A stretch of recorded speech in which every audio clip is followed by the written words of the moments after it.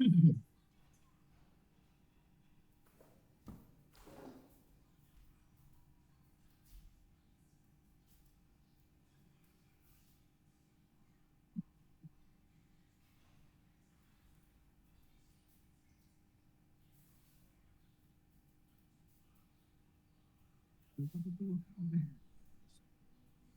udah mau sama. Iya di sini ya Mas. Halo Sobat Jakarta, selamat datang di podcast Jakarta Menuju Kota Global. Di episode kali ini, kita akan membahas isu yang sangat dekat dengan kehidupan masyarakat dan perkembangan ekonomi di Jakarta nih, yaitu kesenjangan digital dalam pengembangan UMKM. Kenapa di tengah pesatnya media sosial dan marketplace masih banyak UMKM yang kesulitan berkembang? Nah, hari ini kita akan membahasnya sama para narasumber yang udah hadir di studio kita. Ada Kanola selaku ASN di bidang pengembangan UMKM, Kak Rahmi Fitri sebagai pelaku UMKM senior, dan Bapak Helmi sebagai akademisi ekonomi digital, dan juga ada Kak Rahmi nih Hayatus nih seorang digital marketing spesialis. Halo semuanya. Halo, Halo, terima kasih telah diundang. Bapak Helmi nih, untuk gambaran saat ini nih, sebenarnya sih gimana sih kondisi kesenjangan UMKM digital saat ini nih, khususnya di Jakarta? Bo. oke baik, terima kasih Kak Rifda. Saat ini perkembangan ekonomi digital di Jakarta sangat cepat.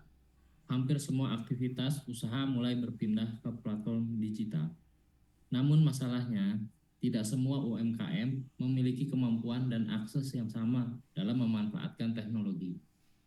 Ada yang sudah maju menggunakan media sosial, live streaming, bahkan AI marketing.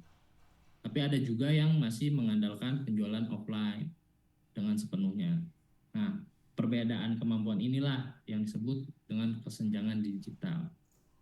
Oke, wah ternyata masih ada ya kesenjangan digital di Jakarta yang notabene-nya udah metropolitan banget nih. Kita coba tanya ke UMKM senior nih, Kak Rami Fitri. Halo Kak Rami, ya sebagai pelaku usaha yang udah lama nih jalanin bisnis, apa sih kira-kira tantangan yang paling dirasain sekarang? Ya, terima kasih untuk kesempatannya. Bagi saya yang sudah jualan batik hampir 20 tahun, dulu tuh cukup buka toko aja, terus pelanggan juga datang sendiri. Tapi sekarang semuanya tuh harus online. Katanya harus bikin konten, upload video, jualan live. Jujur saya tuh bingung harus mulai dari mana. Kadang yang saya lihat usaha lain tuh viral di TikTok, pembelinya ramai sekali. Sementara saya masih mengandalkan pelanggan sekitar. Jadi berarti ada perubahan pola pasar ya Kak, yang kerasa banget gitu, kerasa sekali nih buat Kak Rahmi sebagai pelaku UMKM. Betul, bukannya saya tidak mau belajar, tapi kadang teknologi terasa terlalu cepat buat kami yang sudah tua. Oke, oke. Ini berarti tergantung dengan umur ya. Kita coba tanya nih ke dari perspektif digital marketing nih, ada Karami nih Hayatus. Halo Karami. Karami sebagai digital marketing spesialis nih, kira-kira apa sih Kak yang sering ditemuin saat pendampingan UMKM, khususnya di UMKM yang udah senior nih? Yang paling sering saya temuin sih sebenarnya rasa takut dan rasa minder terhadap teknologi. Padahal media sosial itu bisa jadi alat yang sangat kuat untuk UMKM. Misalnya menjadi video sederhana tentang proses memasak atau cerita usaha, produk UMKM itu bisa dikenal oleh banyak orang. Nah, masalahnya banyak UMKM yang belum tahu cara membuat konten yang menarik dan konsisten. Berarti sebenarnya media sosial bukan cuma buat hiburan ya, Bu? Iya, betul sekali, Bu. Sekarang media sosial itu sudah jadi pasar digital. Bahkan banyak pelanggan juga yang pertama kali mengenal produk itu lewat TikTok atau Instagram. Wah, ternyata nih dari sisi digital marketing spesial itu sosial media itu berperan besar banget ya untuk pemasaran UMKM. Nah, dari sisi pemerintah nih kira-kira gimana ya terkait hal tersebut? Kita di sini ada Kanola nih dari ASN atau PNS dari Dinas UMKM Provinsi DKI Jakarta. Halo Kanola, gimana sih Kak pemerintah dalam melihat kondisi seperti ini nih, tanggapannya gimana Kak? Semuanya, terima kasih Mbak Rifda. Jadi pemerintah melihat UMKM sebagai tulang punggung ekonomi Jakarta. Karena itu transformasi digital harus didorong secara inklusif. Kami dari Dinas UMKM akan terus mendorong pelatihan digital, pendampingan UMKM, serta kolaborasi dengan startup atau komunitas kreatif. Namun memang tantangannya besar karena kemampuan setiap pelaku UMKM itu berbeda-beda. Izin menambahkan, menurut saya, pelatihan juga harus dibuat lebih sederhana dan praktis, jangan terlalu teoritis. Betul sekali Bapak, pendampingan langsung jauh lebih efektif memang dibanding dengan hanya seminar satu arah. Oke, jadi memang harus ada kolaborasi ya antara ASN, kemudian juga dari akademisi, kemudian jadi pihak swasta atau masyarakat itu sendiri juga perlu ikut mengembangkan sistem dan UMKM yang ada seperti itu ya teman-teman.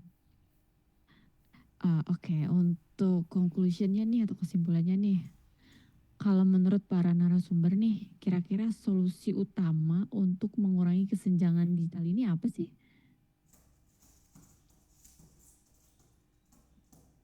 Paling utama sih UMKM harus mulai berani mencoba ya. Secara sederhana dulu saja, tidak perlu langsung sempurna. Oke. Dan juga saya pikir perlu adanya kolaborasi antara pemerintah, akomodasi, komunitas, dan sektor swasta untuk membangun ekosistem digital yang inklusif. Siap Pak Helmi.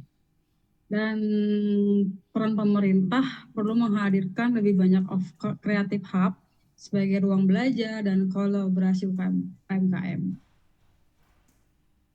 Mantap. Kalau dari saya berharap ada pendampingan yang benar-benar sabar membimbing UMKM kecil seperti kami ini, Bu.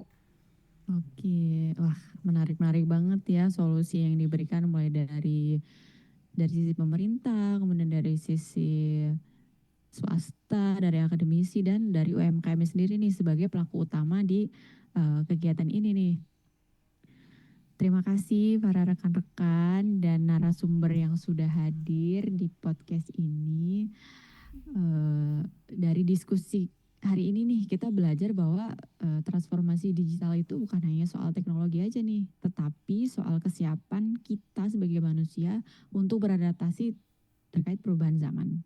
Kesenjangan digital itu harus menjadi perhatian nih karena agar supaya seluruh UMKM bisa berkembang dan ikut merasakan manfaat ekonomi digital. Karena Jakarta nih tujuannya sebagai kota global bukan hanya tentang teknologi yang canggih, tapi juga tentang gimana nih semua masyarakat bisa tumbuh bersama. Sekian untuk podcast hari ini. Saya pamit undur diri. Sampai jumpa di podcast berikutnya di Jakarta menuju kota global. Terima kasih. Salam inovasi.